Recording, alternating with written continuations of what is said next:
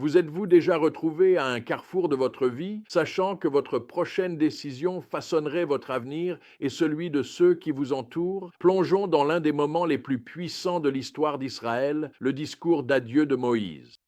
Ce n'est pas simplement un discours, c'est un plaidoyer passionné, un rappel saisissant et un appel à l'obéissance qui résonne à travers les âges jusqu'à nous aujourd'hui.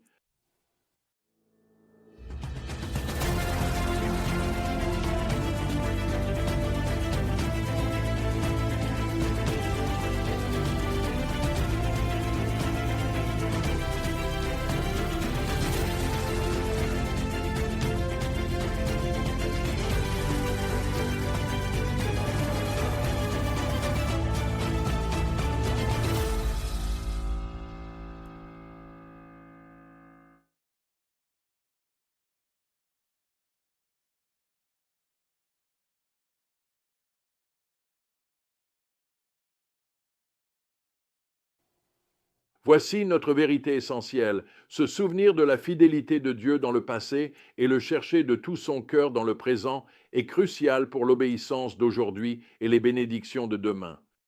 Nous allons explorer des passages du Deutéronome ainsi que des extraits des Nombres et de l'Exode. Ces écritures relatent les derniers mots de Moïse aux Israélites alors qu'ils s'apprêtent à entrer dans la terre promise. Imaginez la scène. Moïse, âgé maintenant de 120 ans, se tient devant la nouvelle génération d'Israélites. Il les a guidés pendant 40 ans à travers le désert, et maintenant, sur les plaines de Moab, il leur adresse son dernier message. C'est un message de souvenir, d'avertissement et d'espérance. Moïse commence par leur rappeler leur parcours. Il évoque leurs victoires et leurs échecs, leurs moments de foi et leurs périodes de rébellion. Pourquoi? Parce que tout simplement ce souvenir est essentiel à l'obéissance.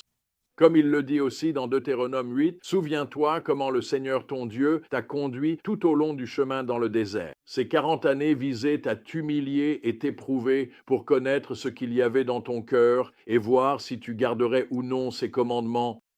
Ce souvenir ne concerne pas seulement le passé, il s'agit de façonner leur avenir. Moïse veut qu'ils tirent des leçons des erreurs de la génération précédente. Il leur rappelle la rébellion à Kadès Barnéa, où le manque de foi de leurs parents leur a coûté l'entrée dans la terre promise. C'est un rappel saisissant que nos choix ont des conséquences, non seulement pour nous, mais aussi pour ceux qui viendront après nous. Mais Moïse ne s'attarde pas seulement sur leurs échecs, il leur rappelle l'incroyable fidélité de Dieu. Il raconte les miracles, les plaies d'Égypte, l'ouverture de la mer Rouge, la manne fournie chaque jour.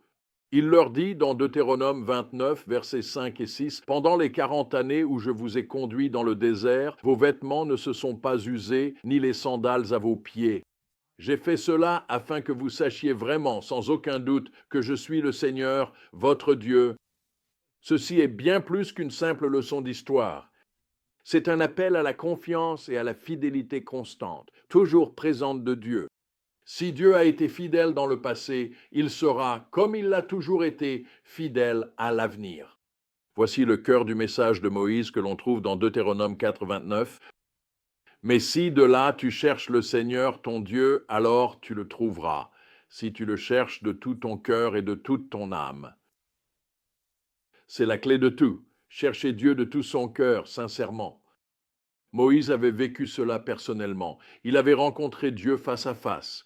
Il avait vu sa gloire. Il avait connu sa présence. Il savait que lorsque quelqu'un cherche Dieu sincèrement, de tout son cœur, Dieu agit puissamment. Moïse ne se dérobe pas devant les défis qu'ils vont affronter. Il les avertit des tentations du pays promis, du danger d'oublier Dieu dans les temps de prospérité, mais il leur donne aussi l'antidote. Marchez dans l'obéissance à tout ce que le Seigneur, votre Dieu, vous a commandé, afin que vous viviez, prospériez et prolongiez vos jours dans le pays que vous allez posséder. C'est Deutéronome 5.33. Alors, que pouvons-nous apprendre du discours d'adieu de Moïse? Premièrement, se souvenir de la fidélité de Dieu est essentiel pour obéir dans le présent. Lorsque nous nous rappelons comment Dieu a agi dans nos vies, cela fortifie notre foi face aux défis que nous rencontrons aujourd'hui. Deuxièmement, nos choix ont des conséquences. Au-delà de nous-mêmes, l'incrédulité de la génération précédente a impacté leurs enfants. Comment votre foi ou votre manque de foi pourrait-elle influencer les générations futures?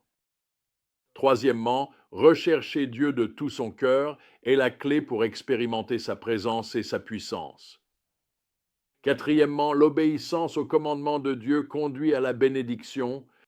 Il ne s'agit pas en aucune façon de mériter la faveur de Dieu, mais de nous aligner sur sa volonté.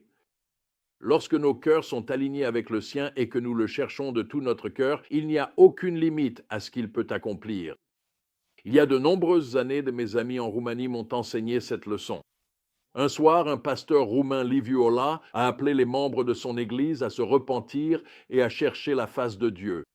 J'ai eu l'occasion d'écouter un enregistrement de ce message. C'était incroyable. On pouvait entendre les gens commencer à pleurer pendant qu'il prêchait.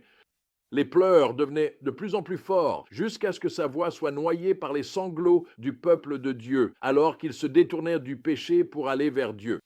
Alors qu'ils cherchaient le Seigneur, la présence de Dieu est descendue sur la congrégation. Un réveil est né. Des vies ont été transformées. Ce qui a commencé lors de cette réunion a duré au moins 2 décennies et a préparé la voie à une nouvelle génération. Des disciples de Jésus. Alors je vous lance ce défi. Prenez le temps de vous rappeler la fidélité de Dieu dans votre vie. Où l'as-tu vu agir? Comment t'a-t-il pourvu, protégé ou guidé? Alors laisse ces souvenirs nourrir ta foi aujourd'hui. Et ensuite, qu'est-ce qui changerait si tu le cherchais de tout ton cœur? Te souviens-tu du Dieu qui a conduit Israël à travers le désert? Qui fournissait la manne? Qui a ouvert la mer Rouge? Ce même Dieu est toujours bien avec toi aujourd'hui.